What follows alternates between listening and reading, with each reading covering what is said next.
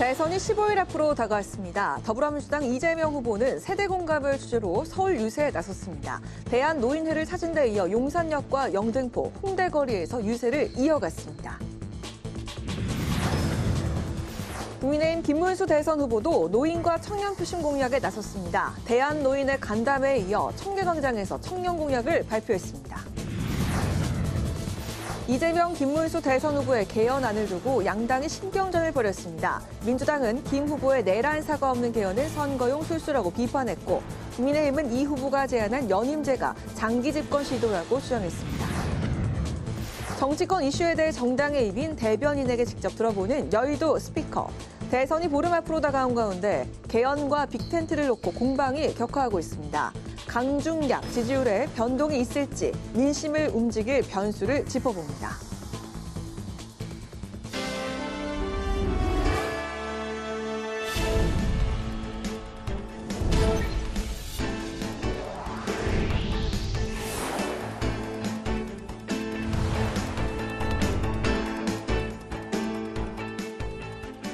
여러분 안녕하십니까? 5월 19일 월요일 국회 라이브 6 시작하겠습니다.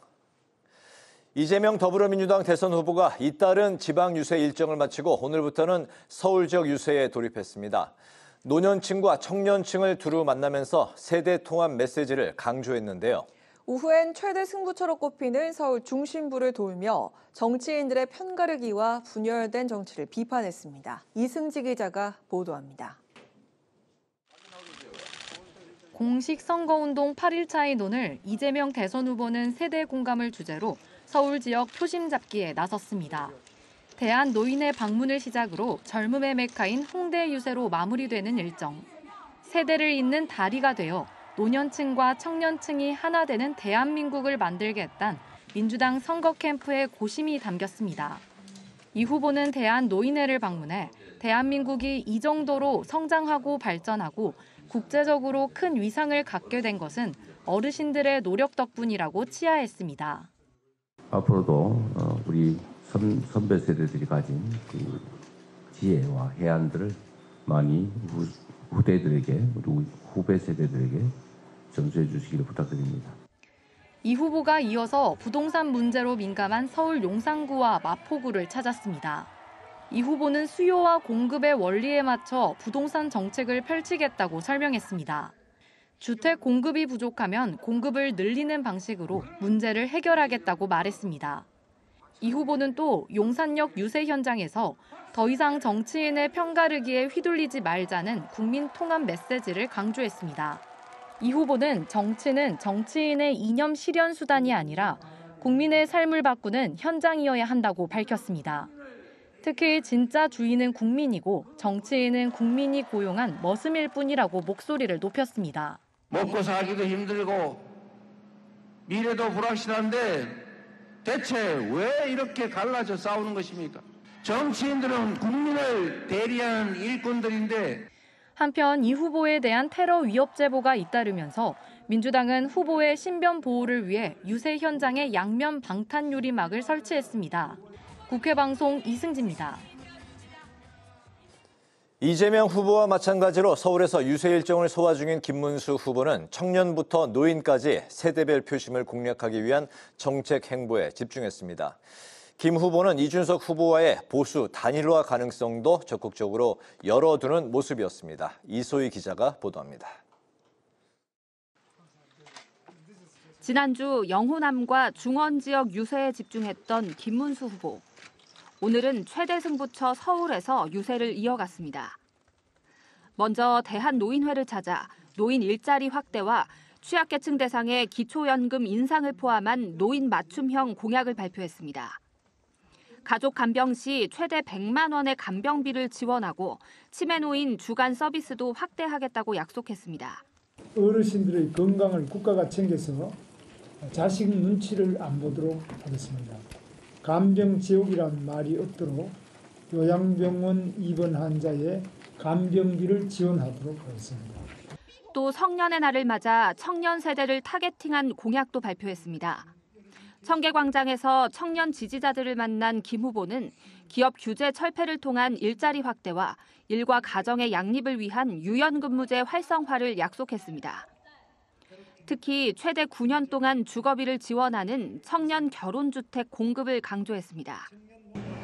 결혼 3년, 첫 아이 3년, 둘째 아이 3년, 총 9년간 주거비를 지원하는 주택을 매년 10만 호 공급하는 청년 결혼 333 주택을 도입하겠습니다.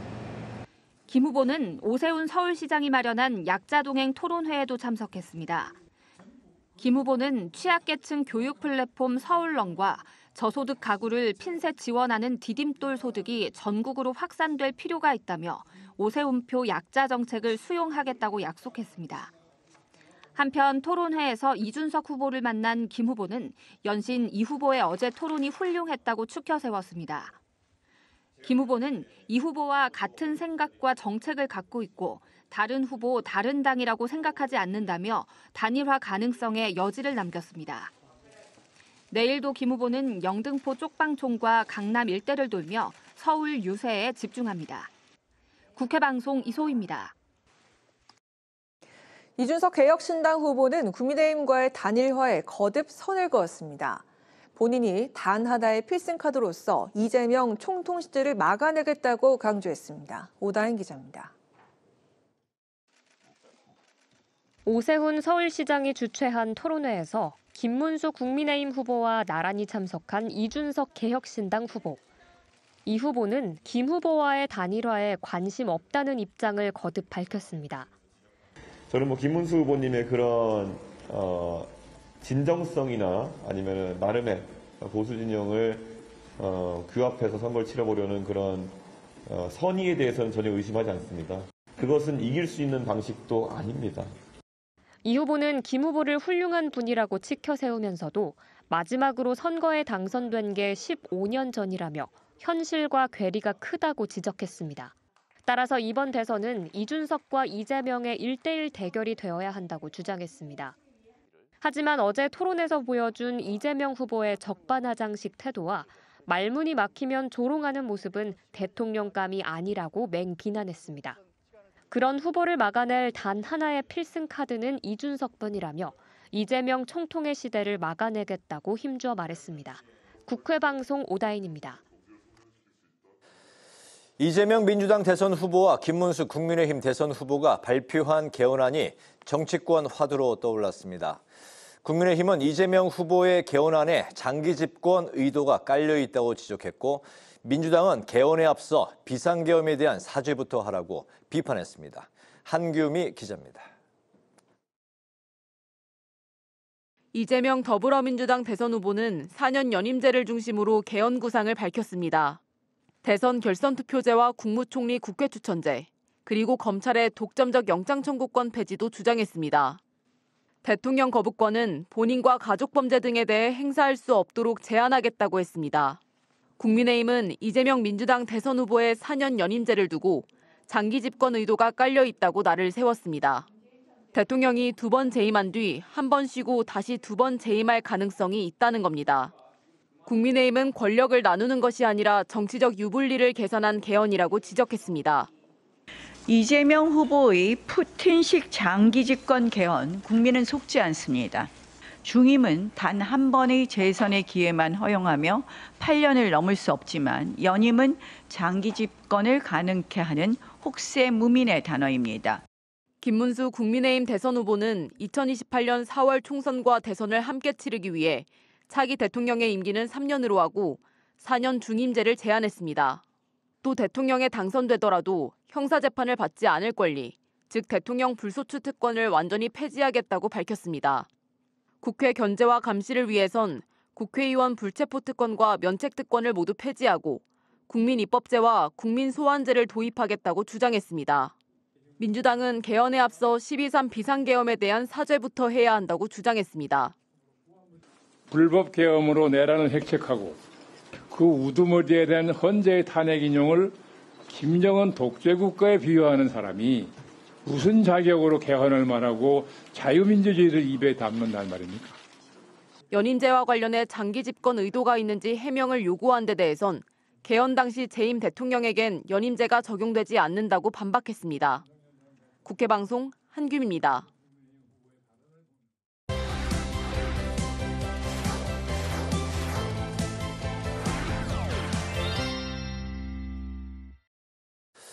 네, 오늘 이슈픽 서완한 개건 기자와 함께 어제 있었던 주요 대선 후보들의 첫 TV 토론 이야기부터 해보겠습니다. 서 기자 어서 오십시오. 네, 안녕하십니까? 네, 각종 지지율 조사에서 앞서고 있는 이재명 후보를 견제하는 게 두드러졌던 어제 첫 번째 TV 토론이었던 것 같은데요. 김문수 후보와 이준석 후보 모두 이재명 후보에게 경제와 외교 관련한 공세를 펼치는 게 이제 특히 눈에 띄었습니다. 네, 그렇습니다. 이 정치 커뮤니케이션에서 원칙처럼 제시되는 부분들이 몇 가지 있는데 이 어제 첫 대선 후보 TV 토론인 그 원칙들이 그대로 드러난 토론이었다. 이런 평가가 가능할 것 같습니다. 네. 여론조사 결과 2등과 3등의 후보는 1등 후보를 흔드는 데 집중하고 1등 후보는 신중한 발언으로 실수를 하지 않으려 하며 견제를 해야 할 때는 2등 후보에게만 집중한다. 이런 원칙인데요. 특히 이 보수 진영의 김문수, 이준석 후보들은 경제와 외교에 관련해서 이재명 후보에게 공세를 펼치는 게 두드러졌던 TV 토론이었습니다. 이재명 후보의 이 대중국 외교관을 놓고도 이 날선 공방이 벌어졌는데 이준석 후보는 중국과 이 대만에 관여하지 말고 모두 쉐시에 감사하면 감사합니다라고 하면 된다라는 이재명 후보의 발언은 너무 친중국적이지 않냐라고 지적했고 김문수 후보도 중국은 6.25 전쟁 때 적국이었다라면서 협공을 했습니다. 네. 이에 이재명 후보 너무 단편적인 생각이라며 국익 중심으로 판단해야 하되 이 중국, 러시아와도 관계를 잘 관리해야 된다는 취지다라고 응수를 했습니다. 네, 그렇군요. 최근에 침체된 경제 흐름을 놓고도 이제 공방이 오갔었는데 특히 이제 노란 봉투법, 주 52시간을 놓고 이재명 후보, 김문수 후보 간의 견해 차이가 있었죠?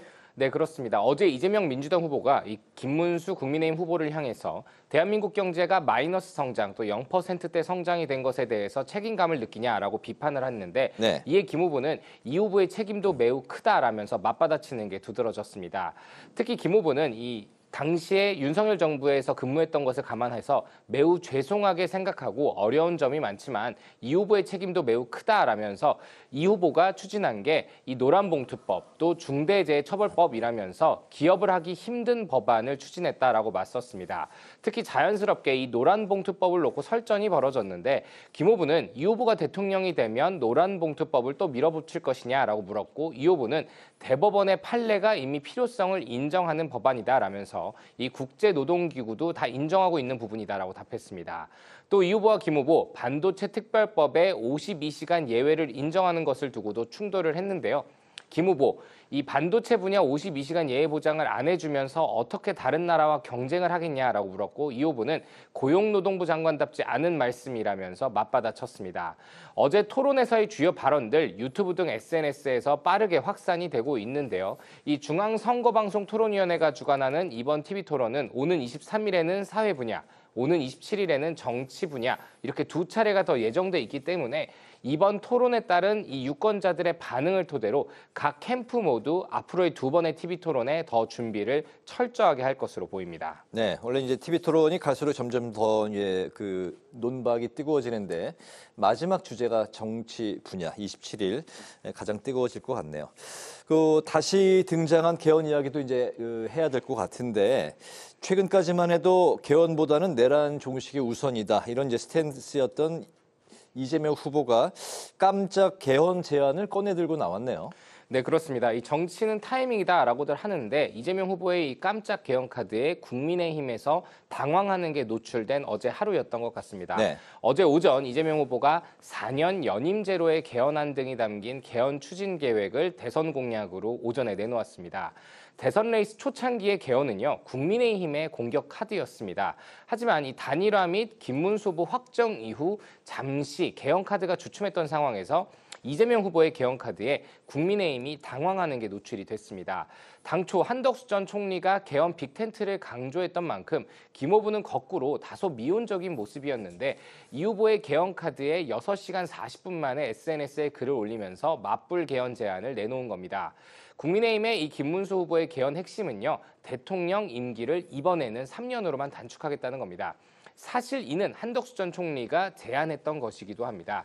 김 후보는 어제 오후 3시 40분에 낸 입장문에서 이번 임기를 3년만 하겠다. 그래서 2028년 4월 총선 주기와 대선의 주기를 일치시키겠다며 대통령 4년 중임제 개헌을 정식으로 제안한다라고 밝혔습니다. 또 대통령의 불수출 특권 완전 폐지, 또 국회의원의 불체포와 면책 특권 완전 폐지와 함께 대법관과 헌법재판관 추천위원회를 법정 기구화해서 국회의 3분의 2 이상의 동의를 받아야만 임명될 수 있도록 하겠다라고 제안했습니다. 네, 두 후보 모두 이제 공통적으로 4년에 대통령을 2번 할 수 있다. 이런 입장인데 중임과 연임 이 표현을 놓고서 날선 공방이 오갔는데 이 차이가 좀 어떤 건지 짚어봐야 될 것 같네요. 네, 4년 연임과 중임 말씀하신 것처럼 조금 차이가 있을 수 있습니다. 김문수 후보가 낸 개헌 제안에서 김문수 후보 측은 이 후보의 연임제라는 표현은 다소 장기 집권의 여지를 두고 있는 것이다라고 지적을 했는데요. 네. 이 김 후보의 중임제는요, 재선 기회를 허용하되 그 기간이 최대 8년을 초과할 수 없도록 하는 모델이라면 이 후보의 연임제는 재임한 뒤에 한 번 쉬고 다시 나와서 또 대선에 나설 수 있는 거 아니냐라는 게 이 국민의힘의 우려입니다.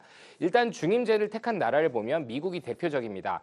중임제는 한 차례 건너뛰고 또다시 출마해서 당선될 경우 대통령직을 맡을 수 있습니다. 이 도널드 트럼프 대통령이 대표적인데요. 반면 연임제는요, 연달아서만 할 수 있습니다. 그래서 연임은 단 한 차례만 가능하고요. 만일 두 번째 대선 출마에서 패배할 경우 다시는 대선에 출마할 수 없다는 해석이 중론이긴 합니다. 하지만 국민의힘은 이 러시아의 푸틴 대통령 케이스처럼 4년간 2번, 총 8년을 집권한 뒤 한 차례 쉬었다가 다시 대선에 출마해서 연임을 하는 모델로 갈 여지가 있다라면서 민주당 이재명 후보를 압박하고 있습니다. 반면 민주당은 헌법 128조 2항이 있기 때문에 중임이 되건 연임이 되건 이를 개헌한 대통령에게는 해당할 수 없다라며 이재명 후보의 연임은 불가능하다라고 못을 받고 있습니다. 민주당의 4년 연임제는 사실 이 과거 노무현 정부 때의 개헌안이나 문재인 정부 때의 개헌안에 등장했던 내용이고요. 국민의힘에서 내놓은 4년 중임은 이명박 정부 때에도 제안했던 내용이기 때문에 사실 보수정당이나 진보정당이 과거의 제안들을 다시 재현하고 있는 셈이다 이렇게 볼 수도 있는데요. 다만 87년 이후 거의 모든 대통령이 취임 전 또 취임 후에 개헌을 제안해왔던 바가 있지만 이루어지지 못했었는데 이번 비상개헌 파동에서 비롯된 이번 대선에서는 이 대선 후에 이 권력 집중형 대통령제를 손보는 개헌이 실제로 이뤄질 수 있을지는 조금 더 지켜봐야 될 것 같습니다. 네, 양 진영 모두 2번 하고 더 이상은 하지 말자는 것에 공감대가 형성돼 있다면 그 용어를 좀 정리할 필요도 추후에 있어 보입니다. 네, 이슈픽 서한한 개건 기자와 함께했습니다. 오늘 말씀 잘 들었습니다. 고맙습니다.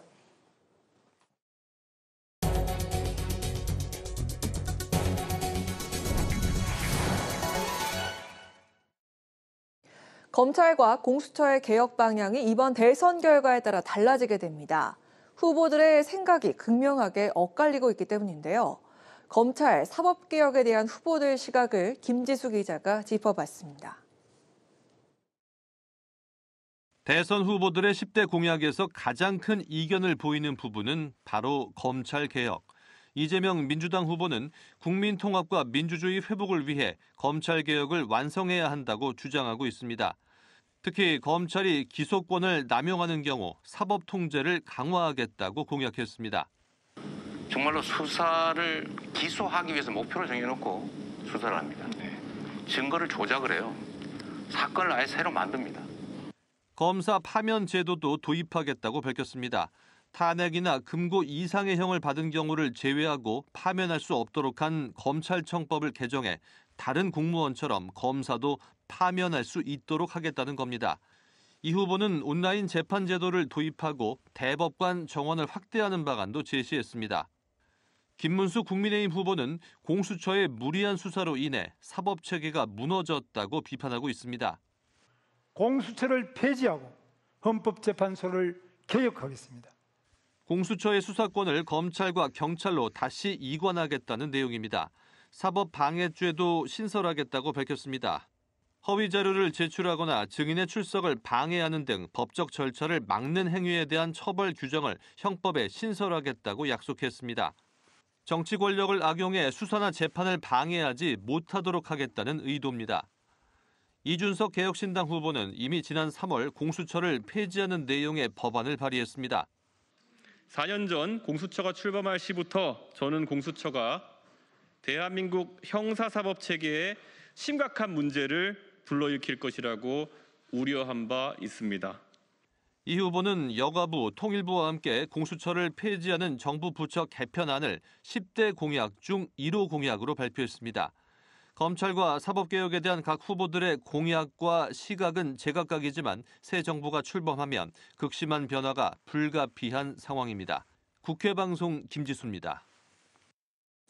SK텔레콤 유심 해킹 사고 민관합동조사단이 개인정보와 단말기 고유 식별번호를 일시적으로 관리하는 서버 20 석대가 감염됐고 악성 코드가 25종 확인됐다고 밝혔습니다. 국민의힘은 이번 사고가 국가적 차원의 해킹 사고일 가능성이 크다며 전방위적인 조사와 함께 국가 차원의 사이버 대응 체계를 갖춰야 한다고 강조했습니다. 더불어민주당과 조국혁신당은 SK텔레콤의 총체적인 정보 보안 부실과 이를 방치한 정부의 무능과 무대응 때문이라며 대선이 끝나는 대로 국정조사를 비롯한 진상규명에 나서기로 했습니다. 더불어민주당은 선거 캠프를 사칭한 노쇼 등 피해가 속출하고 있어 대선 비용 펀드를 모집하지 않기로 했습니다. 김윤덕 중앙선대위 총무본부장은 민주당 의원이나 캠프를 사칭해 식사 예약을 하고 가지 않거나 고가의 물품 구매나 현금을 요구하는 사례가 계속 발생하고 있다고 밝혔습니다.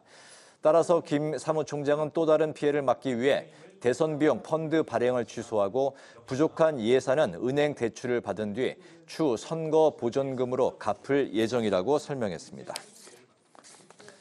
국민의힘은 성년의 날을 맞아 군 가산점을 부활하고 군 경력 인정 제도 그리고 공정채용법 제정 등을 도입하겠다고 발표했습니다. 국민의힘 정책총괄본부는 군 가산점과 함께 군 복무 중 수행한 직무를 증명서로 발급해 민간 기업에서 경력으로 인정받도록 하겠다고 밝혔습니다. 또 공정채용법을 제정해 채용 과정에 사적 인연이 개입할 경우 처벌을 강화하고 채용 과정 공개 그리고 탈락 이유도 알 수 있게 하겠다고 공약했습니다. 우원식 국회의장은 의장 집무실에서 전국장애인 차별철폐연대 박경석 상임대표를 만나 장애인 권리 보장을 위한 제도 개선 방안을 논의했습니다. 우 의장은 모두가 공평하게 살아가야 한다며 장애인의 이동권과 교육권 그리고 탈시설 권리 보장 등의 요구를 국회가 꼼꼼히 살펴보고 뒷받침하겠다고 강조했습니다. 박 상임대표는 장애인 의무 고용과 중증 장애인들의 열악한 환경 개선에 관심을 가져줘 감사하고 앞으로도 함께 사는 세상을 위한 많은 관심을 당부드린다고 말했습니다.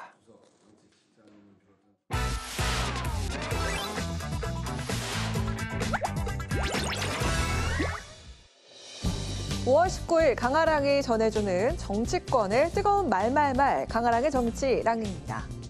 오늘 첫 번째 주제는 개헌 동상이몽입니다. 더불어민주당 이재명 후보와 국민의힘 김문수 후보가 같은 날 개헌 공약을 내놨습니다. 권력구조 개편이라는 큰 틀에선 공감을 하고 있지만 세부 내용은 차이를 보이고 있습니다. 이 후보는 4년 연임제, 김 후보는 4년 중임제를 주장하고 있는데요. 이 후보가 제시한 연임제는 연달아서 한 번 더 도전할 수 있다는데 방점이 있습니다. 연속으로 2번까지 재임할 수 있어 사실상 현직에 있는 대통령이 한 번 더 대권에 도전할 수 있게 되는 겁니다. 다만 이 후보는 개헌이 되더라도 자신은 대상이 아니라고 선을 그었죠. 반면 중임제는 연속 여부보단 2번 대통령을 할 수 있다는데 중점을 두고 있습니다. 연임도 가능하고 연임이 아니어도 되지만 최대 8년이 가능하다는 겁니다. 한편 국민의힘에선 이 후보 측이 제안한 연임제 표현을 문제 삼았습니다. 이재명 후보가 내세운 이연임 허용 대통령제는 결국 러시아의 푸틴 대통령처럼 대통령이 재임하고 나서 또 다른 사람을 잠시 내세웠다가 다시 자기가 또 대통령을 할 수 있다. 그런 몽상을 하고 있는 것이 아닌지 푸틴의 꿈을 꾸고 있느냐.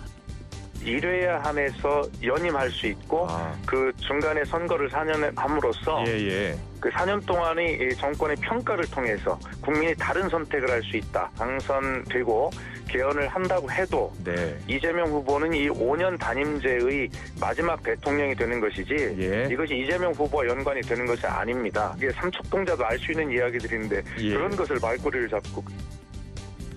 한편 김문수 후보는 이번에 당선되는 대통령 임기를 3년으로 줄여서 2028년에 치러지는 총선과 함께 다음 대선을 치르자고 제안했습니다.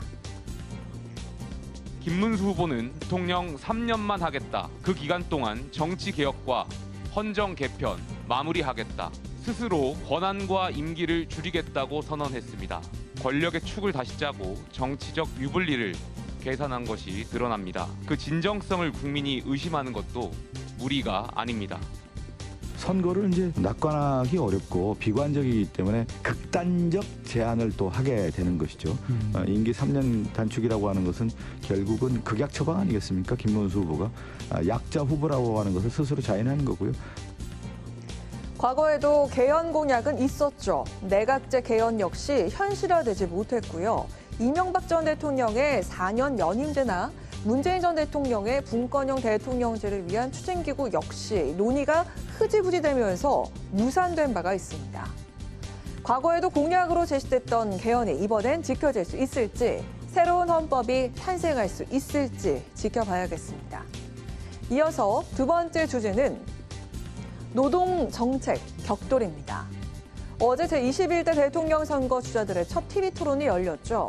주제가 경제 분야였던 만큼 특히 주 4.5일제 도입과 주 52시간제 유연화 등 노동 이슈를 둘러싼 공방이 치열했습니다. 원래 이재명 후보께서는 처음에는 이걸 왜 그거 못 해주겠나 이러다가 본인이 기업을 지원하겠다, 또 반도체 부분을 지원하겠다 이렇게 말씀하셨는데 이게 상당히 모순되는 이야기 아닙니까? 노동부 장관으로 본인이 직접 그렇게 말씀하셨죠. 3개월 단위의 유연제를 6개월로 늘려주면 충분하다. 이것도 안 해주면서 어떻게 그럼 우리나라 기술은 어떻게 개발하고 다른 나라하고 경쟁이 되겠습니까? 노동부 장관답지 않은 말씀이신데요. 두 후보는 반도체 특별법을 두고 날선 공방을 벌였습니다. 김 후보는 52시간을 적용하자는 최소한의 요구조차 무시당했다면서 입법부의 책임으로 넘겼습니다. 그러다 이 후보는 김 후보가 노동부 장관 재직 시절에 유연근무제를 6개월로 늘려주는 것만으로 충분하다고 밝히지 않았냐면서 맞받아쳤죠. 이런 가운데 이준석 개혁신당 후보는 국민의힘과 민주당이 공약한 주 4.5일제 그리고 주 4일제를 두고 비판에 나섰습니다. 양당에서 4.5일제, 주 4.5일제 하겠다는 이야기를 하고 민주당 같은 경우에 4일제까지 가겠다 이런 말씀을 하고 계시는데요. 임금의 감소가 없는 주 4.5일제를 어떻게 하겠다는 것인지, 말 그대로 기업에게 온팡지게 다 넘기겠다는 건 아닌지 이재명 후보 입장이 궁금합니다. 당연히 임금 감소가 없이 4.5일제로 가야 되고요. 그거는 앞으로 우리가 점진적으로 타협을 통해서 나아가야 된다. 우리 방향을 얘기하는 겁니다. 하신 것처럼 이재명 후보는 어떻게가 빠져 있고 그냥 이렇게 하겠다 저렇게 하겠다 이런 말씀만 하고 있습니다. 원래 사람들이 어려울 때 옆에 사이비 종교가 다가오는 것처럼 가장 위험한 형태의 사람이다 말씀드리겠습니다. 또 이준석 후보는 이재명 후보의 정년 연장 공약을 두고도 비판 수위를 올렸습니다. 이 후보의 공약처럼 일반적 정년 연장을 하면 젊은 세대 일자리가 줄어드는 풍선 효과가 난다고 지적을 한 겁니다. 이제 앞으로 두 번의 TV 토론이 남은 상황입니다. 2차 토론 주제는 사회 분야입니다. 그 어느 때보다 최우선 과제로 꼽히고 있는 국민 통합 과제에 대해서 후보들은 어떤 해법을 내놓을까요? 지금까지 강아랑의 정치랑이었습니다.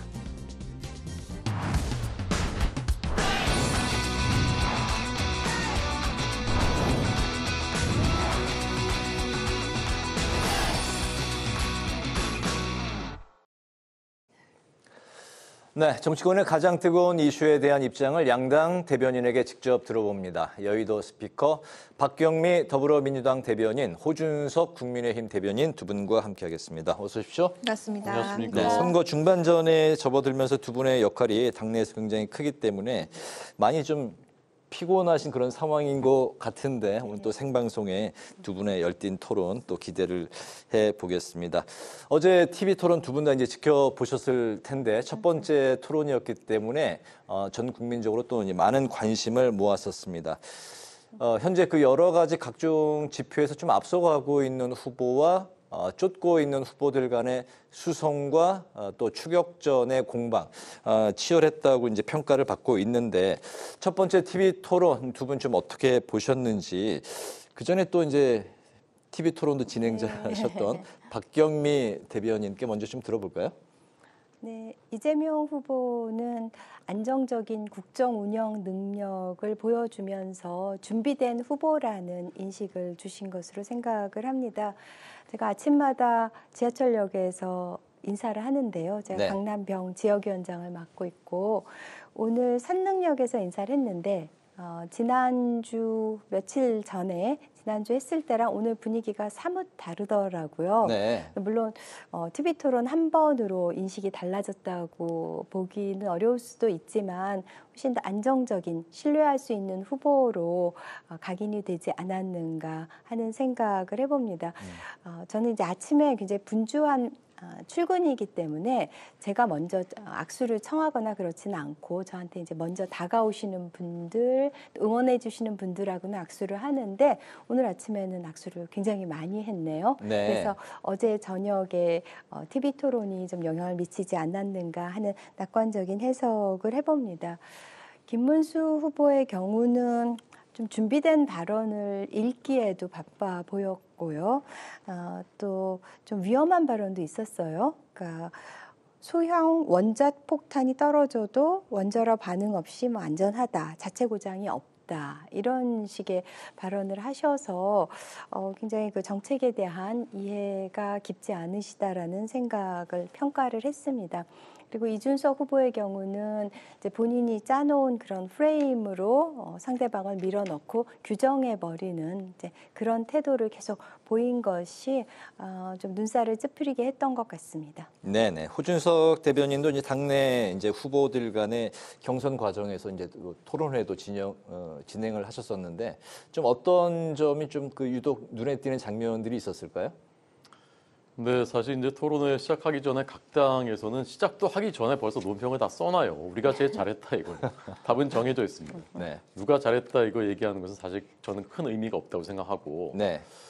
오늘 그 오세훈 시장이 주최한 토론회에 이제 김문수 후보가 참석을 했었는데 이준석 후보하고 같이. 네. 거기서 이준석 후보가 나보다 더 잘했다고 하더라. 이준석 후보가 MVP라고 하더라. 그런 그 말씀을 하셔서 이게 정말 김문수 후보 이거 쉽지 않은 얘기거든요, 이렇게. 근데 제가 보기엔 김문수 후보가 잘하셨어요. 신뢰감이 있었고 김문수 후보는 경기지사 때 일자리 87만 개 만들고 123조 원 투자 유치했었던 그 경험이 있는 사람이 뭐냐? 규제를 개혁함으로써 규제를 푸니까 기업들이 저절로 들어오고 그러니까 일자리 만들고 일자리 만들어지니까 도청의 살림이 풍성해지고 그러니까 복지 확대가 됐었던 이것을 이미 성공해 봤었던 사람이에요. 네. 근데 그런 그 규제 개혁이 핵심이라는 걸 알고 있는 것이거든요. 굉장히 신뢰감이 있었는데 김문수 후보 저는 국민들이 사람의 품성과 그 사람의 태도를 저는 그 토론회에서 본다고 생각해요. 근데 김문수 후보가 보여주는 그런 그 선함, 정직함, 반듯함 그런 것들이 저는 국민들한테 되게 다가가고 있다라고 생각하고요. 그래서 제가 보기에는 아까 강남에서 느끼셨다는 그 분위기와는 달리 뚜렷한 상승세예요. 김문수에 대해서 알아가고 있는 급속하게 국민들께서. 그래서 그게 여론조사 지표로도 반영이 되고 어제 토론회 전에 저 민주노동당 후보가 토론회 끝난 다음에 김문수 후보가 이제 악수를 청했는데 거절했다고 합니다. 사실 굉장히 결례지 않습니까? 악수도 안 할 사람하고 왜 토론하러 나오시는 거죠? 그런데도 불구하고 또 재차 악수를 청하고 그런데 또 거절했는데도 거기에 대해서 뭐 가타부타 그 이후에 일절 언급도 하지 않고 저는 김문수 후보의 그런 면모들이 어제 토론회와 또 여러 가지 모습을 통해서 국민들에게 굉장히 각인되고 있다. 저는 그렇게 생각합니다. 그렇군요. 네, 그 김문수 후보께서 이준석 후보와 달리 상대방의 의견을 발언을 끝까지 경청해 주시는 것 그거는 저도 높게 평가를 했습니다. 네. 그런데 어제 토론이 끝날 때 제 지인이 저한테 보내준 메시지가 이재명 후보가 나머지 세 분 후보를 좀 가르치는 듯한 그래서 1대3 교육의 장면이라서 이거 EBS에서 송출해야 되는 거 아닌가 뭐 이런 의견을 받기도 했습니다. 네. 근데 김문수 후보님의 경우 2010년에 경기지사를 이제 마지막으로 그 선거를 이기시고 2014년까지 현역이셨고 한 11년 정도 이제 뭐 야인 생활을 하신 거잖아요. 물론 정치권에 계속 계시기는 했지만 그리고 2016년 대구 수성에서 또 2018년 서울시장 이렇게 계속 그 낙선을 하셨는데요. 그래서 성공의 경험이 2010년에 있으셨던 거죠. 그래서 조금 현역 최일선에서는 좀 한 발 떨어져 계셨기 때문에 다소 뭐 시대착오적인 느낌을 주시는 그런 발언도 없지는 않았던 것 같습니다. 이재명 대표께서 후보께서 3명을 가르치신다고 하는데 경제학 세계 경제학 교과서 역사에 없었던 소득주도 성장을 문재인 정부 때 우리가 배웠는데 그걸 어떻게 됐는지도 다 봤는데 이번에 이제 또 호텔 경제론 10만 원 냈다가 예약했다가 환불됐어도 그 돈이 도니까 경제가 살아난다.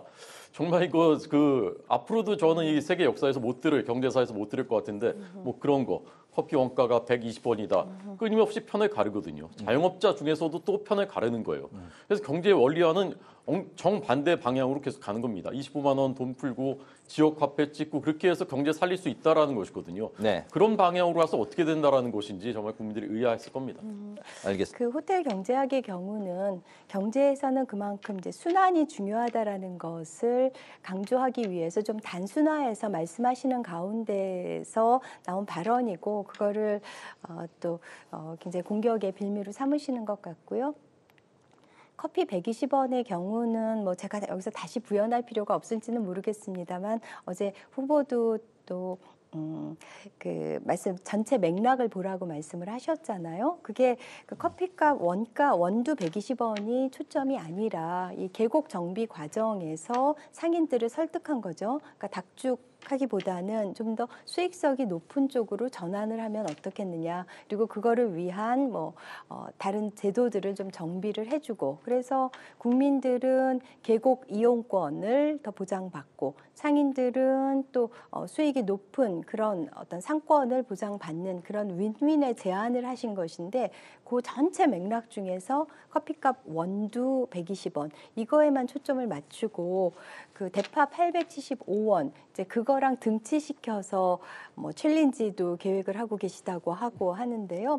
근데 대파의 경우는 정말 대파 가격, 그러니까 대파를 비롯해서 우리나라 물가 상승이 정말 급격하게 이루어져서 서민들이 고통을 받았는데 그 할인을 거듭한 875원 대파를 들면서 그 대파 가격을 호도한 거였잖아요. 그거는 그 전체 맥락이 그거예요. 근데 여기 커피값 원두 120원은 그 팩트 체크를 했던데요. 2019년 당시에 원두값은 원두만 하면은 정말 120원이 가까웠다고 해요. 지금은 원두값이 6년 동안 매우 많이 올라서 한 500원 정도 된다는데, 그러니까 그 원두 이외에도 굉장히 이제 많은 그런 비용이 들지요. 인건비도 들고 여러 시설비도 들지만은 그 원두로 국한을 시켰을 때는 그게 그렇게 틀리지 않은 그런 수치였습니다. 길게 말씀하셨으니까 저한테 10초만 더. 딱 10초. 네, 부탁드릴게요. 커피 원가가 120원이었는데 원두라는 말 갑자기 이제 들어오거든요. 그러니까 이재명 대표의 말에는 무오류의 존재니까 자꾸 이제 다른 방향으로 이제 또 변명이 나온 겁니다. 제가 어제 제일 충격받은 것은 사실 신재생 에너지였거든요. AI 시대입니다. 원전이 유일한 답이 되는 거예요. 그러니까 40년 동안 탈원전했던 벨기에도 다시 원전 짓고 있습니다. 덴마크는 90%가 신재생 에너지인데도 원전 다시 짓기 시작했어요. 그러니까 블룸버그 통신이 이것은 한국의 이제 기회다. 문재인 정부가 다 붕괴시켰던 원전 생태계 이제 겨우 살아나고 있거든요. 그런데 이재명 후보의 공약은 또 신재생 에너지예요. 집권하게 되면 이제 원전 생태계 다시 원점으로 가는 거고요. 신재생 AI 시대를 만들겠다는데 제일 중요한 게 전력이지 않습니까? 그런데 또 신재생 에너지를 해서 어떻게 AI 시대를 열겠다는 것입니까? 알겠습니다. 저희가 1시간짜리 이제 그 대담 프로가 아니라서 이제 네, 원전 관련해서 잠깐만 말씀드릴게요. 그 원전이 친환경적이고 굉장히 가성비가 높은 경제적인 방식이라는 건 우리가 다 알죠. 그런데 정말 만에 하나, 천만 분의 하나, 후쿠시마나 체르노빌 같은 일이 생길까 봐 우리가 에너지 믹스를 얘기하는 거죠. 그러니까 그거는 뭐 원전이 싸고 또 친환경적이라는 거는 다 압니다. 그런데 그 아주 가능성이 희박할지는 모르지만은 그 위험성 때문에 에너지 믹스를 하자는 것이죠. 네, 이제 10분밖에 안 남았고 저희 이제 이슈가 4개 남아가지고 속도를 내겠습니다. 다음 주제는 좀 잘라서 들어보도록 할 텐데요. 이재명 후보와 김문수 후보가 같은 날에 개헌 공약을 내놨는데요. 새롭게 등장한 이슈가 바로 개헌입니다. 이재명 후보는 4년 연임의 결선 투표, 김문수 후보는 4년 중임의 임기 3년 단축. 이렇게 입장차가 확연한데 먼저 상대방에 대한 공격부터 듣고 또 방어를 해보도록 하겠습니다. 누구 먼저 들어보도록 할까요? 조금씩 짧게 했으면 좋겠습니다. 네, 짧게 들어보도록 하겠습니다. 먼저 호준석 대변인. 개헌은 제가 아주 수십 년 전 정치부 기자 시작했을 때부터 수십 년 동안 듣던 얘기예요. 안 됩니다. 안 돼요. 왜 안 되느냐? 자기 희생이 없으면 안 돼요. 누군가는 자기 희생을 해야지 겨우 이게 물꼬가 트이는 거거든요. 그래서 임기 단축해서 선거 시기를 맞추자. 이게 없이 개헌하자라는 얘기는 그냥 하지 말자라는 얘기입니다. 그런데 이재명 후보가 우원식 의장이 하자고 하는데도 그거 다 막 집중 공격해가지고 그 못하게 안 한다고 했지 않습니까? 갑자기 왜 했을까? 저는 그것이 이제 지금 선거 판세가 김문수 후보 상승세로 올라가는 것과 직결되어 있다고 저는 생각합니다.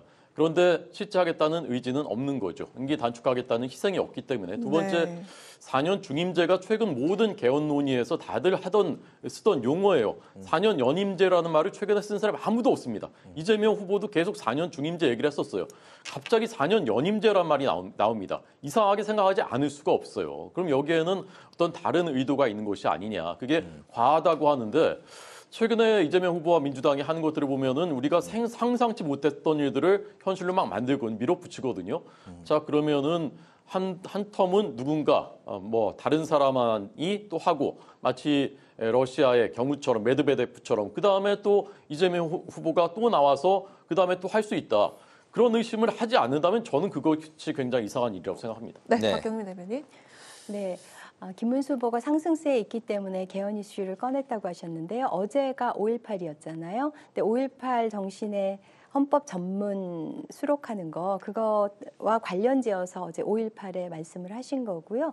그다음에 자기 희생이 없다고 하셨는데 굉장히 희생에 해당하는 내용이 많습니다. 지금으로서는 당선 가능성이 이제 높은 게 이재명 후보인데 그 제왕적 대통령의 권한을 내려놓는 내용이 많이 들어 있어요. 그러니까는 국무총리 국회 추천 받겠다. 그리고 검찰청, 공수처, 경찰청, 국가인권위원회, 방통위 이거 다 국회 추천 받겠다.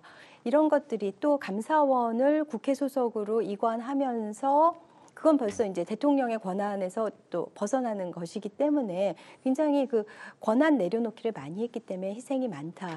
그리고 지금 그러면 3년으로 임기 단축을 해서 그럼 28년에 총선과 대선을 같이 치르게 되면 헌법의 개정 방향이 분권이잖아요. 그러면은 중앙정부, 행정부 권력하고 입법부하고 입법 권력하고 같이 가게 되는 굉장히 고도의 집중화가 나타나기 때문에 그거는 분권의 정신에 맞지 않다고 생각을 합니다. 예, 지금 국회는 민주당 이재명 후보의 그냥 하수인 아닙니까? 일사불란하잖아요. 거기다가 국회 총리 추천권 넘기고 감사원까지 거기다가 주겠다라는 것. 더 권력을 강화하는 거죠. 그게 어떻게 희생입니까? 근데 그건 언제든지 바뀔 수 있는 거잖아요. 이제 국민의힘이 일당이 될 수도 있는 거고. 이재명 후보가 만약에 대통령이 된다면 그때는 그 민주당이 다수당이니까요. 네, 알겠습니다. 그 이재명 그 후보의 4년 연임 그 표현은 그 노무현 전 대통령부터 있었던 그런 표현이라는 거. 아주 옛날이죠, 그러니까 20년 전이잖아요. 그런데 어제도 그걸 의견을 표명하셨잖아요. 그 개헌 당시 재임 대통령에게는 적용이 되지 않는다. 그래서 중임이건 연임이건 물론 연임으로 어저께 말씀을 하셨습니다만은 안 하겠다는 더 이상 그러면은 25년에 당선돼서 30년까지 하시고 그 다음에는 그러면 4년 중임제로 연임제로 바뀌게 되면 2034년까지는 쉬셨다가 2034년부터 다시 또 뭐 연임을 하는데 그런 롱텀 계획을 저희가 세운 것은 아니라고 생각합니다. 정미 대변인처럼 상식적으로 생각하시는 분이 아닐 수 있습니다. 네. 생각해 보십시오. 알겠습니다. 양측의 빅텐트 신경전도 가열되고 있는데 먼저 그 국민의힘 그다음에 차례대로 민주당의 빅텐트 상황을 좀 살펴보고 오늘 시간을 좀 마무리할까 하는데요. 국민의힘의 이제 한동훈 전 대표가 이제 내일부터 영남권 시작으로 이제 유세에 나선다고 밝혔고 또 하와이에 홍준표 전 시장을 설득할 특사단이 파견된 상황입니다. 이준석 후보와의 단일화도 25일 사전 투표일을 기점으로 좀 분수령에 다시 한번 대두될 가능성도 제기되고 있는데 여러 가지 이제 국민의힘의 당내 통합, 원팀, 빅텐트 좀 종합적으로 그렇게 길지 않게 좀 들어볼까요? 그러니까 그 거리에서 만나는 저희 지지자들께서 이제 많이 질책을 하시죠. 왜 원팀이 못 되느냐. 그런데 이제 어떻게 보면 역설적으로 한 명씩 이렇게 계속해서 합류해서 원팀이 돼가고 있는 것이 모멘텀이 될 수 있겠다. 오히려 상승세를 끌어낼 수 있겠다. 처음부터 다 있는 것보다 그런 느낌이 저는 듭니다. 일단 한동훈 전 대표 이제 합류를 하지 않습니까? 그다음에 이제 오늘 오세훈 시장 주최 토론회에 이준석 후보하고 같이 이제 있는 모습, 그 쓰리샷. 이준석 후보도 알았을 겁니다. 이게 어떤 의미가 어떤 메시지로 갈지. 저는 일단 큰 시작을 한번 했다라고 생각이 들고요. 그다음에 이제 홍준표 후보는 지금 저기 하와이에 계신데 잘 만나고 있는 것 같고요. 저희 특사들이. 그다음에 이제 한덕수 그 전 총리도 결국 저는 합류하실 것이라고 보고 이렇게 하나씩 빌드업하면서 마지막에는 보수 대통합이 이루어져서 1대 대결하고 결국 대역전승 거둘 것이다. 저는 그렇게 보고 있습니다. 네. 네, 국민의힘의 빅텐트는 빈 텐트인 것 같습니다. 좀 한동훈 전 대표가 좀 현장 유세를 한다고 하지만 지금 뭐 먹방하고 그러던 라방이 이제는 현장 유세 라방이 되는 것 같고요. 김문수 후보랑 같이 투샷이 잡히지는 않는 본인 정치하는 그런 유세라고 생각을 합니다. 또 홍준표 전 시장님에 대해서는 이건 거의 스토킹에 해당할 정도로 손편지 들고 오지 말라는데 하와이까지 가고 참 저는 그 하와이 특사가 홍준표 전 시장이 김문수 후보의 손을 들어주는 게 아니라 민주당으로 가는 발을 묶어주기 위해서 갔다고 생각을 합니다. 그래서 지지 세력들을 이제 모아가야 하는데 빼기가 일어나고 있는 것 아닌가. 그러니까는 지금 이제 윤석열 대통령이 나가고 그다음에 김계리 변호사가 들어왔잖아요. 이것도 결국은 계속 이번 대선이 이재명 대 김문수 후보의 대결이 아니라 여전히 그 이재명 대 윤석열의 그런 대결로 계속 고착되고 있어서 참 갑갑할 것 같다는 생각이 듭니다. 이재명 대 윤석열 대결로 끝까지 몰고 가려는 것이 민주당의 유일한 선거 전략이고 김계리 변호사는 현재 그 당원 자격심사, 입당 자격심사 대기 중이다. 하는 말씀을 드리겠습니다. 네, 박경미 대변인께서 국민의힘 빅텐트는 빈 텐트다 이렇게 말씀하셨는데 민주당 텐트도 한번 보도록 하겠습니다. 김상욱 의원과 김용남 전 의원의 입당에 이어서 그 개혁신당의 문병호 전 의원과 이낙연계 이석현 전 의원 그리고 지지 선언이 나왔고 허은하 전 대표도 이제 이재명 후보를 지지한다 이렇게 선언을 했는데 국민의힘 측에서는 이게 빅텐트가 아니라 비닐 우상이다 이렇게 얘기를 했거든요. 짧게 한번 들어보고 저는 아주 튼튼한 그랜드 텐트라고 생각을 하고요. 네, 지금 말씀해 주신 것처럼 개혁신당의 김용남, 문병호 전 의원 그리고 오늘 제가 영등포 유세 갔다가 지금 막 열심히 뛰어왔는데요. 거기에 허은하 전 대표가 거기 지역구죠? 네, 허은하 전 대표가 거기 올라와서 이재명 후보의 지지 선언을 하고 유세를 했습니다. 그리고 이석연 전 부의장님도 이제 합류하신다고 하고 그래서 저희는 내란 동조 세력이 아니면은 다 이 그랜드 텐트에 짱짱한 이 텐트에 들어오시라고 하고 있는 중입니다. 네, 허준석 대표님 얘기 짧게 들어볼까요? 상대 후보 경쟁 후보들에 대해서 내란 동조 세력이다. 있다 이렇게 얘기하는 거 정말 그 무리한 일이라고 저는 생각하고요. 지금 저분들이 이재명 후보 지지하는 것이 국민들에게 어떤 감동을 주는 것이죠. 그리고 들어와서 뭐 합리적인 보수의 목소리를 내달라라고 이재명 후보가 말씀하셨다라고 하는데 그 당에서 그래도 합리적인 목소리 내던 뭐 조응천 전 의원이라든가 심지어는 총리까지 지냈던 당대표 했던 이낙연 전 대표는 미친 정치의 끝판왕이다. 지금 이재명 정치는 괴물 국가가 돼가고 있다. 이렇게 말씀하셨는데 그것에 대해서는 왜 그런 분들이 그렇게 말씀하셨는지 그것부터 좀 돌아보셔야 된다고 생각합니다. 네, 알겠습니다. 첫 번째 앞 이슈로 이제 하나로 15분간, 나머지 3개 이슈로 10분간 시간 잘 맞춰주셔서 대단히 감사드리고 두 분과는 격주로 만나니까 2주 후 바로 대선 하루 전날에 예, 많은 이야기들을 또 나눠보도록 하겠습니다. 기대를 갖기로 하고요. 오늘 여의도 스피커 여기서 마무리하겠습니다. 지금까지 박경미 더불어민주당 대변인, 호준석 국민의힘 대변인 두 분과 함께했습니다. 말씀 잘 들었습니다. 고맙습니다. 네, 고맙습니다. 고맙습니다. 오늘 국회 라이브 6 여기까지입니다. 시청해주신 여러분 고맙습니다.